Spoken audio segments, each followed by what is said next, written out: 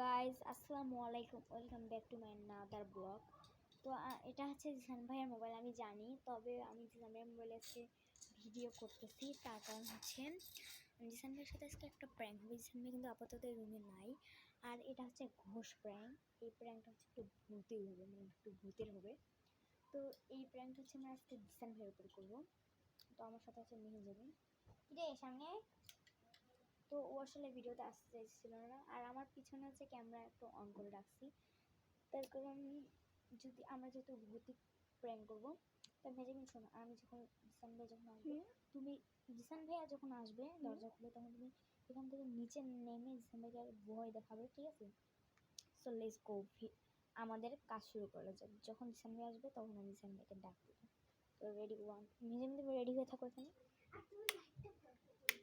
তো এখানে আমি বর্তমানে লাইট অফ করে দিয়েছি। জিসান ভাইয়া সামনে আসো, জিসান ভাইয়া ভিতরে আসো।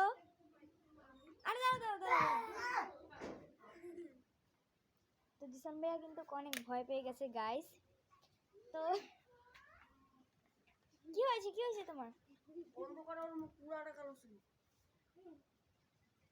পানি দাও, পানি, একটু পানি। কে ভয় পাইছো নাকি? পানি দাও না। মেজে একটু ক্যামেরা ধরো তো, আমি পানি নিয়ে আসতেছি জিসান ভাইয়ের জন্য। পানি একটু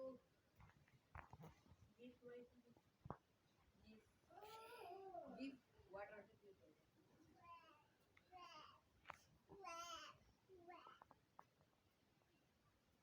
গিভ ওয়াটার।